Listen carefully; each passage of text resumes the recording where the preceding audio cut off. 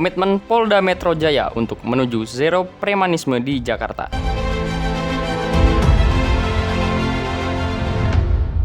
Media yang saya hormati, Polda Metro Jaya pada hari ini tepatnya Kamis 23 Februari 2023, saya selaku Kabid Humas didampingi Bapak Direktur Reserse Kriminal Umum Polda Metro Jaya, juga ada dari stakeholder dalam hal ini Bapak Swandi dari Asosiasi Perusahaan Pembiayaan Indonesia, kemudian juga ada Bapak Dapot, beliau dari Otoritas Jasa Keuangan OJK, juga ada Kasubdit Resmob maupun juga Kasubdit Jatanras.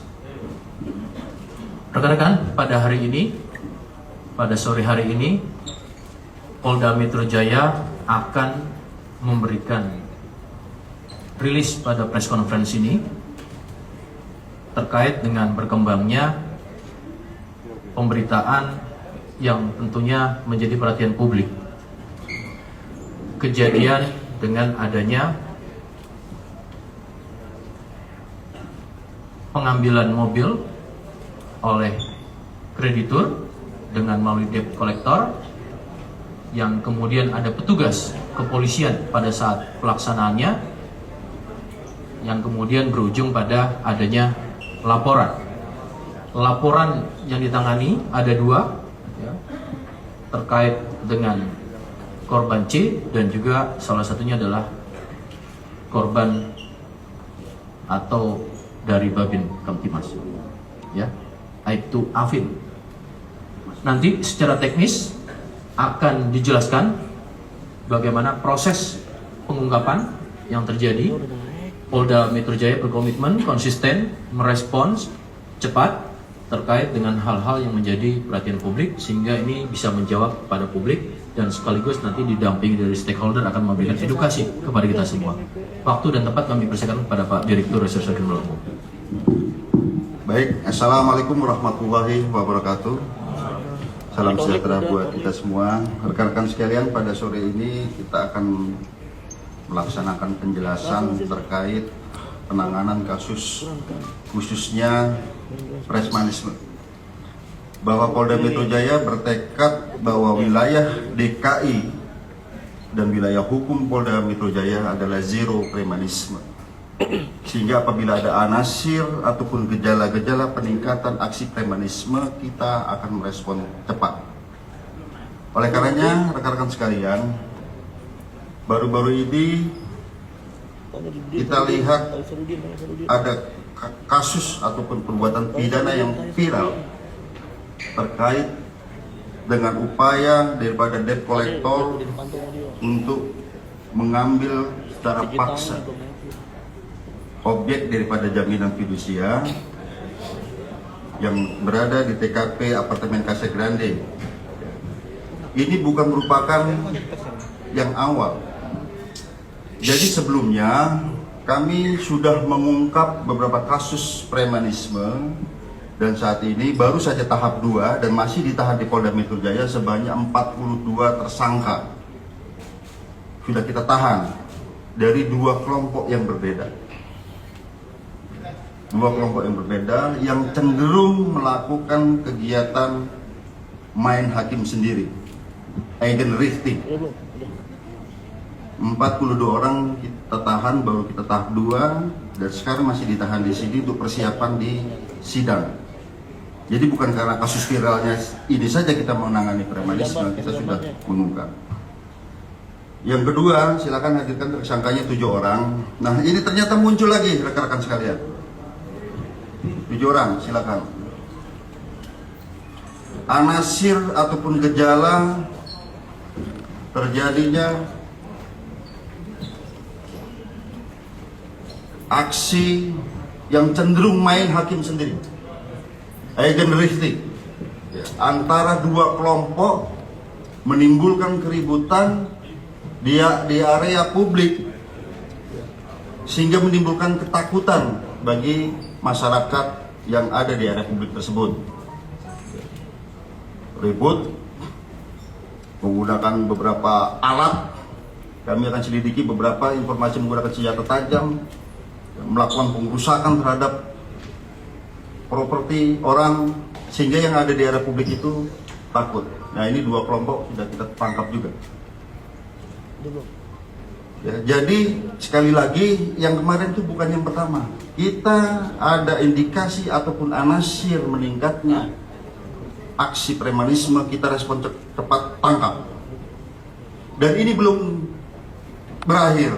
Kita akan periksaan, kita akan naik terus. Siapa ini gembong-gembongnya, kita akan tangkap. Equality before the law, semua sama di mata hukum. Silakan sikirkan lagi. Ini terjadi di daerah Jakarta Selatan, Tebet Jakarta Selatan, di W Super Club. Ya, ini terjadi saling serang menggunakan senjata tertentu, kemudian merusak properti orang lain dan menimbulkan keributan dan menimbulkan keresahan masyarakat di area publik. Nah, yang terakhir yang saat ini viral, baru-baru viral, terjadinya suatu tindak pidana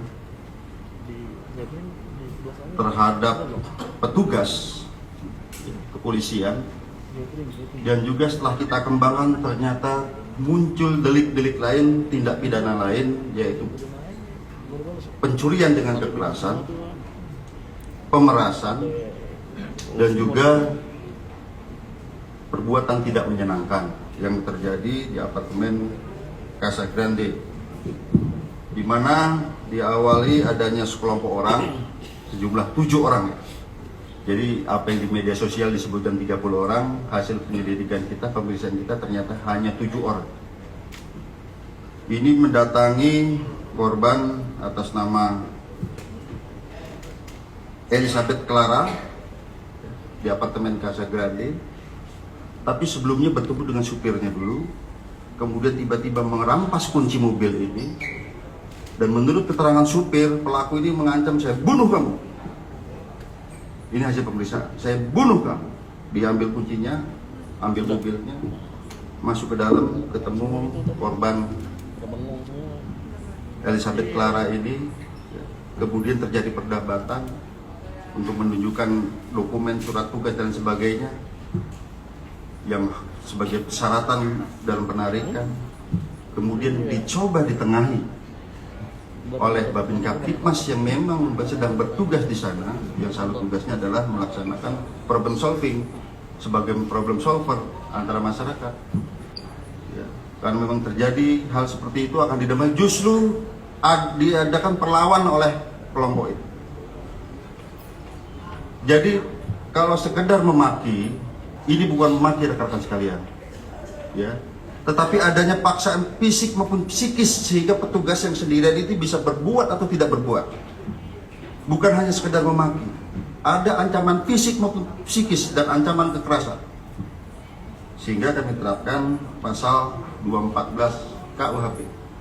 Pengancaman terhadap petugas dengan ancaman maksimal 7 tahun.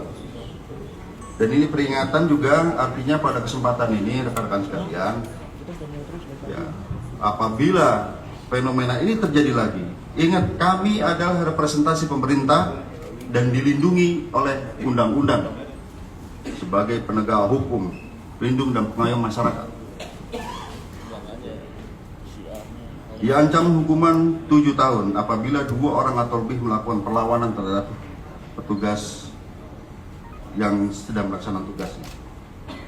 Oleh karenanya, kemudian ada LP baru lagi yang dilaporkan oleh saudari Elizabeth Clara ini. Kita konstruksikan pasalnya antara lain adalah pasal 365 pencurian dengan kekerasan, pasal pemerasan, dan juga perbuatan tidak menyenangkan. Sebagaimana kita ketahui dalam undang-undang fidusia, nanti akan dijelaskan baik oleh perwakilan dari Asosiasi Perusahaan Pembiayaan, ya. Kemudian dari OJK juga akan jelaskan. Yang jelas, apabila ada cedera janji ataupun uang prestasi antara debitur dengan kreditur, kemudian tidak terjadi kesepakatan, itu tidak serta-merta penerima fidusia ataupun yang mewakilkan pada debt collector bisa mengambil secara paksa kendaraan. Bisa melalui penetapan pengadilan. Apabila ini tetap dilakukan, maka yang terjadi adalah tindak pidana. Nah, ini supaya masyarakat juga paham, ya.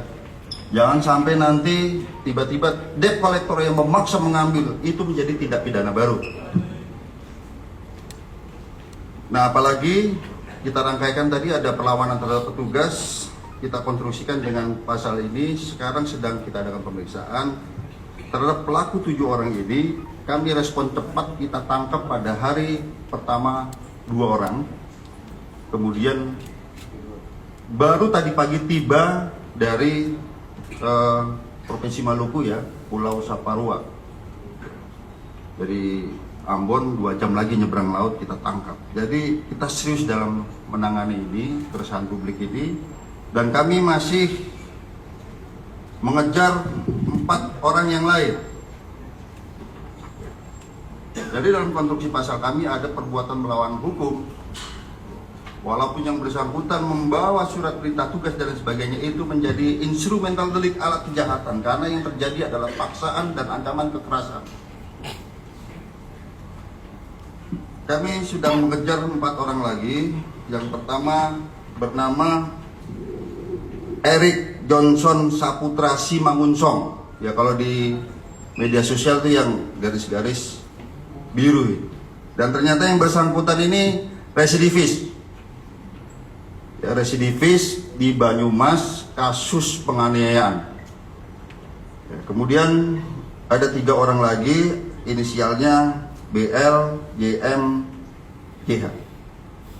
Oleh karenanya pada kesempatan ini rekan-rekan sekalian, kami menghimbau terhadap orang-orang ini agar segera menyerahkan diri, karena kami akan kejar terus. Dan setelah ini kami akan sebar daftar pencarian orang termasuk foto-fotonya ke seluruh kantor kepolisian untuk sama-sama menangkap yang orang ini. Ya. Ini tidak boleh lagi terjadi perlawanan terhadap petugas dan juga mengintimidasi masyarakat, tidak boleh terjadi. Ini contoh yang sangat buruk. Oleh karenanya kami pada kesempatan ini ingin memberikan deterrence secara spesialis buat pelaku tindak pidana ini, maupun secara generalis. Jangan ada yang coba-coba lagi, debt collector lagi, preman-preman yang lain berbuat seperti ini, khususnya di wilayah hukum Polda Metro Jaya. Jadi deterrence secara spesialis maupun generalis kami akan kejar. Ya. Oleh karenanya rekan-rekan sekalian, ini penyidikan sedang berlangsung. Ya, memang karakteristik premanisme ini rekan-rekan sekalian, itu ada yang namanya fenomena silent sound, suara-suara diam. Masyarakat itu sebenarnya takut, resah, tapi kalau mau melaporkan ke polisi dia juga takut karena diancam. Ini terjadi. Kami dapat laporan dari beberapa wilayah dan kami sudah berkoordinasi dengan criminal justice system, pihak kejaksaan dan lain sebagainya, bagaimana melindungi pelapor sehingga tidak terjadi lagi fenomena silent sound ini. Tidak ada terjadi fenomena masyarakat takut terhadap aksi premanisme yang terjadi dan membuat resah warganya. Dan kami juga sejak viralnya kasus ini banyak terima laporan ancaman-ancaman. Ya, kami ada rekamannya semua, sehingga orang ini takut lapor ke polisian. Jadi ini tanggung jawab kita bersama. Kalau ada fenomena seperti ini segera laporkan ke pihak kepolisian. Direktif Kapolda Metro Jaya dan juga perintah Bapak Kapolri berantas premanisme. Tidak ada lagi terjadi intimidasi terhadap warga, terjadi ancaman-ancaman dan menimbulkan keresahan ataupun fear of crime di kalangan masyarakat. Saya kira demikian, terima kasih. Rekan-rekan, sebelum pertanyaan ada yang mau disampaikan dulu ya. Pertama dari Ujika dulu ya. Pak Dapot akan menyampaikan terkait dengan bagaimana fenomena ataupun aturan regulasi yang memang diketahui. Baik, terima kasih. Di sini kami dari OJK akan menyampaikan ketentuan-ketentuan yang diberlakukan kepada debt collector ini. Jadi sebenarnya aturan terkait penagihan dari perusahaan pembiayaan itu sudah tertuang secara detail dalam pasal 47 sampai dengan 52 di POJK nomor 35 tahun 2018, yaitu tentang penyelenggaraan usaha perusahaan pembiayaan. Jadi pada dasarnya OJK sudah mengatur terkait penagihan sehingga itu diperkenankan. Perusahaan pembiayaan itu bisa melakukan kerjasama dengan debt collector itu untuk melakukan fungsi penagihan kepada debitur sesuai dengan POJK, di mana pengaturan itu terkait dengan yang pertama, perusahaan debt collector itu harus dalam bentuk PT, dan kemudian pegawai-pegawai yang melakukan penagihan itu sudah harus mendapatkan sertifikasi penagihan, itu yang dikeluarkan oleh SPPI, sertifikasi perusahaan pembiayaan Indonesia. Kemudian juga di dalam melakukan penagihan, kalau ada terjadi sesuatu hal seperti demikian ini yang bertanggung jawab tetap harus adalah perusahaan pembiayaannya. Di perjanjian kerjasama juga itu harus diungkapkan bahwa apabila terjadi hal yang tidak diinginkan dan menimbulkan perbuatan yang melanggar hukum, contoh seperti tadi, dalam hal ini seperti pidana, itu tetap yang bertanggung jawab adalah perusahaan pembiayaannya. Nah, dalam melakukan penagihan ini mungkin juga sebagai edukasi kepada masyarakat bahwa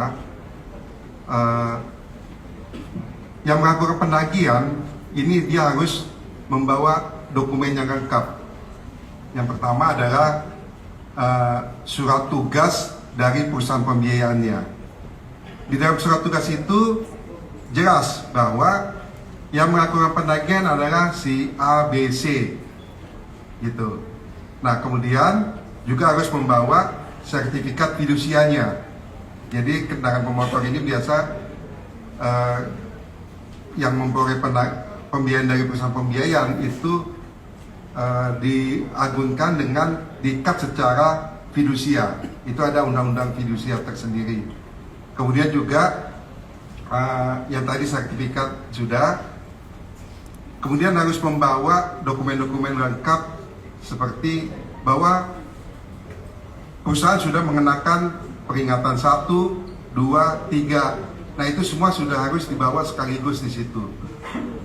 Nah, jadi apabila itu tidak disampaikan oleh perusahaan atau debt collector ini, masyarakat bisa menolak.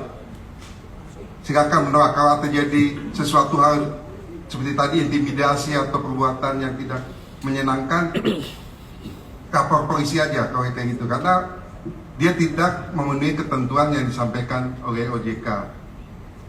Nah, kemudian juga yang perlu kami sampaikan di sini, apabila tidak ada kesepakatan antara perusahaan pembiayaan dengan debiturnya, walaupun itu sudah lengkap dokumennya, kalau terjadi secara yang bisa membahayakan, perbuatan tidak menyenangkan, silakan saja ke kantor polisi. Biar nanti situ polisi yang nanti akan menengahi apakah nanti ini mau ditindaklanjuti secara hukum, itu adalah wewenang kepolisian.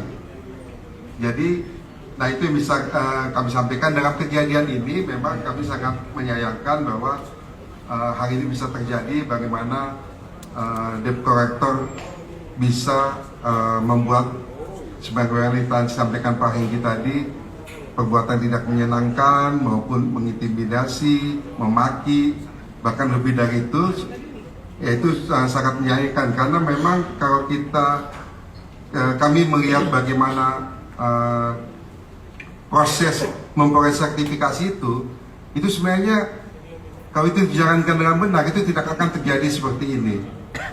Dimana kalau ada bentrok, itu mundur. debt collector itu akan mundur. Dia nggak mau, sebenarnya tidak diperkenankan dia untuk fisik. Dia mundur, mungkin dia pergi ke kantor polisi menyampaikan saya punya masalah ini, debiturnya ada di sini. Nah itu bisa sebagai penengah atau apapun itu namanya, bisa menyelesaikan masalah antara kreditur dan debiturnya. Kemudian juga ini juga sebagai edukasi bahwa pada prinsipnya seseorang yang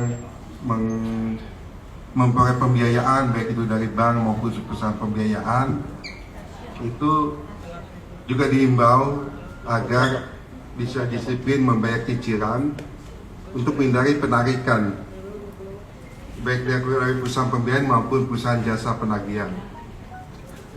Di samping itu juga kami dari OJK menghimbau kepada debitur maupun calon debitur itu untuk meneliti, membaca dengan teliti perjanjian pembiayaannya.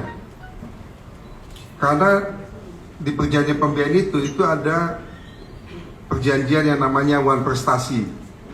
Ada pasal yang menyebutkan wan prestasi. Yang wan prestasi itu bagaimana isinya, misalnya apakah tidak membayar cicilan sampai dengan berapa hari atau berapa bulan, itu semua ada di perjanjian itu.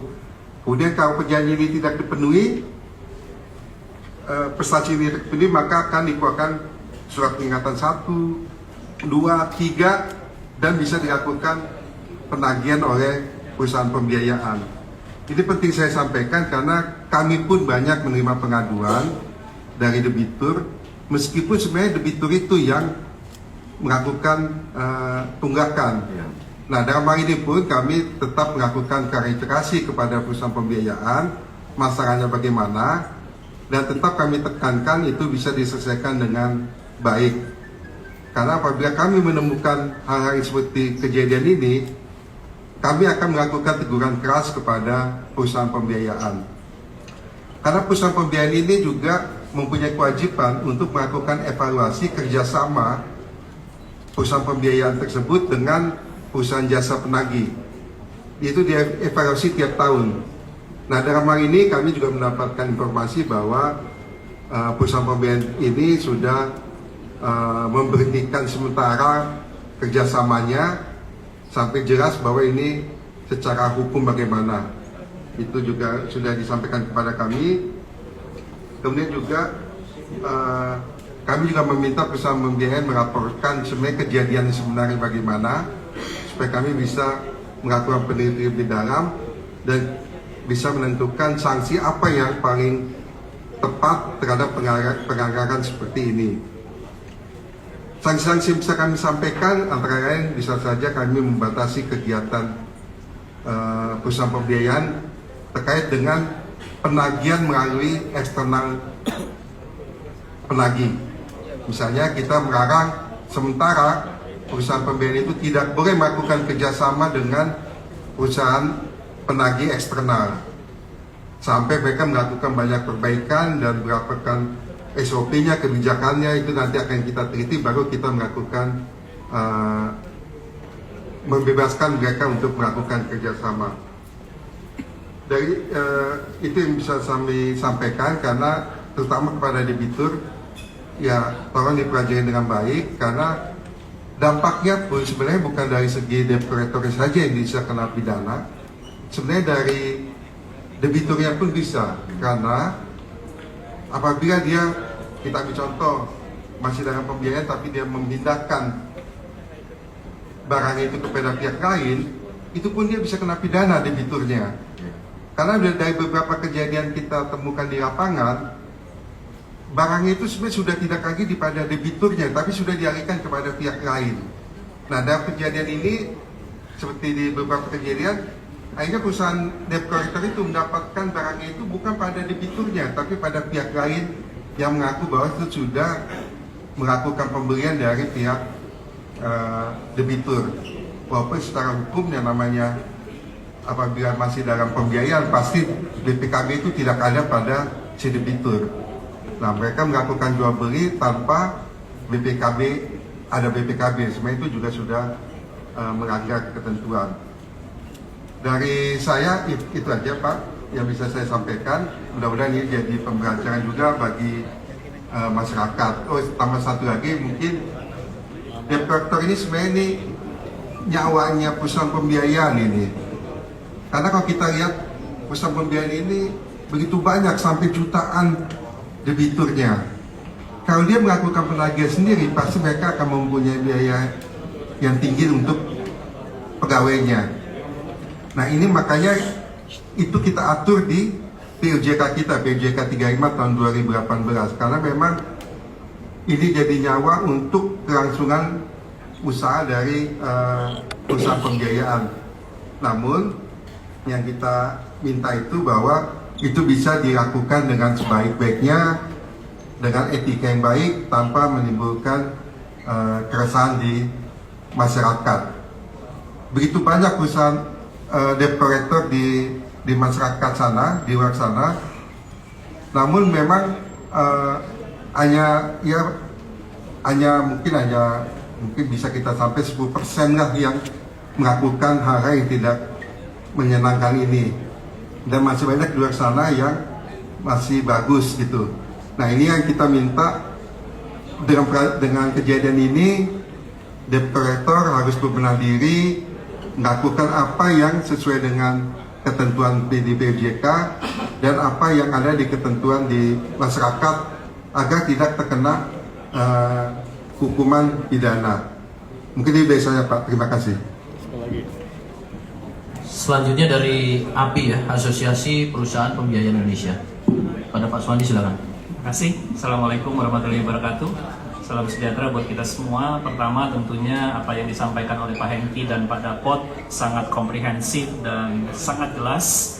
Saya selaku Ketua Asosiasi Perusahaan Pembiayaan Indonesia yang menaungi seluruh perusahaan pembiayaan yang ada di Indonesia, mengecam keras segala tindak kekerasan yang dilakukan oleh tenaga jasa penagih atau debt collector.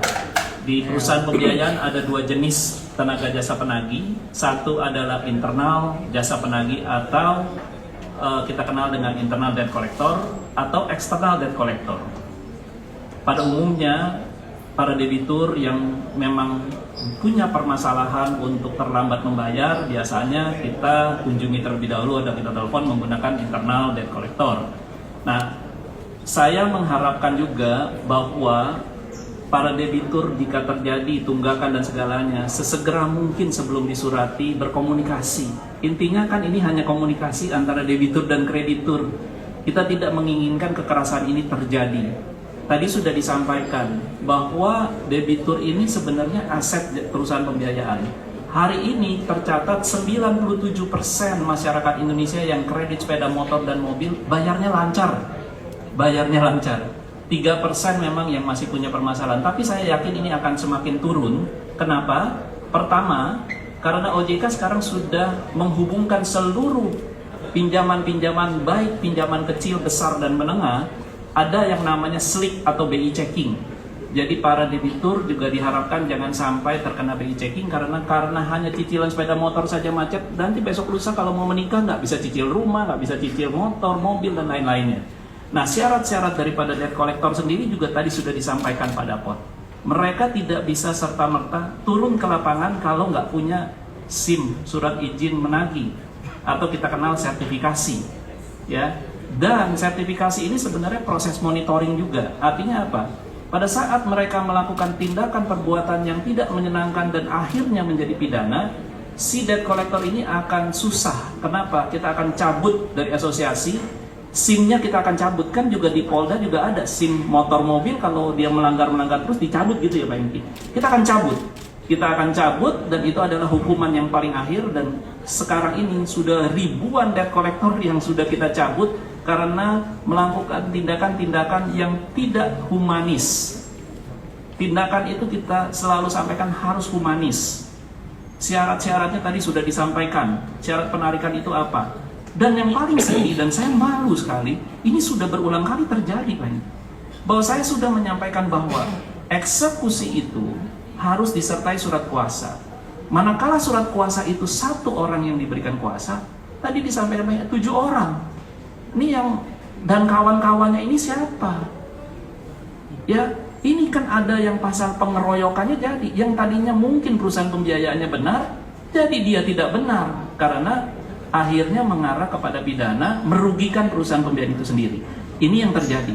Jadi saya menghimbau dari pihak kreditur, teruskanlah SOP-nya harus jelas kepada karyawannya baik internal maupun eksternal, bahwa sudah kita pilih debiturnya, baik buruknya yang terjadi, haruslah juga menjalankan proses-proses eksekusi itu dengan benar yang ada diatur dalam Undang-Undang Fidusia, yang ada diatur oleh OJK dalam pasal 47 sampai 52, POJK 35, itu semuanya sudah terus dengan terbuka dan siapapun bisa membacanya. Nah, harapan saya ke depannya adalah tidak akan terjadi lagi, dan ini akan menjadi awal daripada kejelasan kita duduk bersama di sini. Terima kasih kepada pihak Polda, Pak Hengki, Pak Bruno dari Kabid Humas, bahwa kami dihadirkan di sini dan kami benar-benar mengecam keras perbuatan yang baru saja terjadi. Malu kami juga, dan kami garis lurus dengan kepolisian, baik Polda Metro maupun seluruh Polda yang ada di Indonesia. Saya yakin sama arahannya bahwa kita harus memerangi tindak-tindak kekerasan. Masalah hutang piutang perdata loh, bukan pidana. Pidana tadi terjadi kalau ada pengalihan, dijual di bawah tangan. Tapi masyarakat juga saya himbau, jangan pernah mau membeli kendaraan hanya dengan bermodalkan STNK. STNK itu kan semen surat tanda sudah membayar pajak, bukan kepemilikan. Kepemilikan itu adalah BPKB, yang sah BPKB. Jadi debitur pun bisa juga akhirnya terkena pidana kalau akhirnya dia masuk, misalnya membeli kendaraan di bawah tangan, akhirnya dia kena pasal 480. Ini yang mesti diketahui dari pihak debitur dan kreditur. Sekali lagi, tadi Pak Hengki menyampaikan bahwa debitur nggak usah takut. Tanyakan 4 surat-surat yang penting. Bawa nggak dia surat peringatan? Bawa nggak sertifikat jaminan fidusia? Apakah dia punya SIM, surat izin menagih dari SPPI? Dan dia punya surat kuasa nggak? Nah, kalau surat kuasanya dia 1 orang, yang datang 5 orang, tolak. Anda sendiri. Kalau memang harus ada pembicaraan, ajak ke kantor polisi. Saya lihat di dalam video sudah benar si ibu. Dia mengajak ke kantor polisi, yang nggak mau sih debt kolektornya. Bahkan memaki-maki. Itu perbuatan yang saya kecam keras bahwa ini tidak benar. Dan saya segera mungkin meminta kepada perusahaan pembiayaan, OJK juga tadi sudah menyampaikan, putus hubungan dengan perusahaan yang seperti itu, karena kita tidak menginginkan itu. Kita di industri jasa keuangan ada aturan mainnya, ada OJK, ada aturan main, ada POJK-nya, ada peraturan OJK-nya. Keras OJK akan melakukan tindak tegas kepada kami direktur dan komisaris. Bisa juga nanti dicopot, nggak bisa jadi direktur dan komisaris. Hukumannya, untuk Bapak Ibu sekalian tahu, kalau kami dilaporkan dan kami terus ada soal begini, kami tidak bisa bekerja lagi di industri keuangan. Minimal 2 tahun, maksimal 20 tahun, sama dengan pidana Pak Hengki. Jadi kami pun ada hukumannya. Kami akan pasti berhati-hati, dan kejadian ini akan membuat kami harus menelaah diri dan memeriksa diri kembali kepada masing-masing perusahaan untuk selalu mengingatkan kepada tenaga jasa penagihnya bahwa tugas untuk melakukan penyelesaian kredit dengan baik itu eksekusi maupun dibayar oleh debitur ada caranya, tata caranya benar. Kita adalah orang, bukan penegak hukum yang mempunyai dan dilindungi oleh undang-undang tadi Pak Hengki katakan. Kalau kita melakukan secara mandiri, secara tindakan itu secara hukum, artinya kita sudah melanggar undang-undang. Nah, jadi kita bisa kena tindak pidana. Jadi itu saja yang saya bisa ingin sampaikan, bahwa MK pun sudah tadi dijelaskan. MK menyampaikan bahwa eksekusi itu harus ada kesukarelaan dari debitur. Nah, jadi dalam hal ini kalau debiturnya masih ada, unitnya masih ada, kami siap mau ke pengadilan, mau kemanapun juga, karena mobilnya masih dipegang oleh debitur, betul nggak Bapak ini? Nah, yang kita khawatir kalau debiturnya ada, unitnya sudah tidak ada, abu-abu. Yang ketiga, itu kan udah melanggar pidana kan kalau unitnya sudah dialihkan. Atau debiturnya tidak ada, unitnya ada sama orang lain, debiturnya udah keluar pulau nih. Nah itu boleh dieksekusi, tapi pun kalaupun itu mau dieksekusi, jangan bikin keributan di masyarakat. Itu pesan dari saya. Kami sudah menyampaikan bahwa apapun bahwa itu terjadi pelanggaran, ada penegak hukumnya. Dan kita tinggal bawa kepada polisi untuk menyampaikan, ini loh, data-datanya ada di pihak ketiga.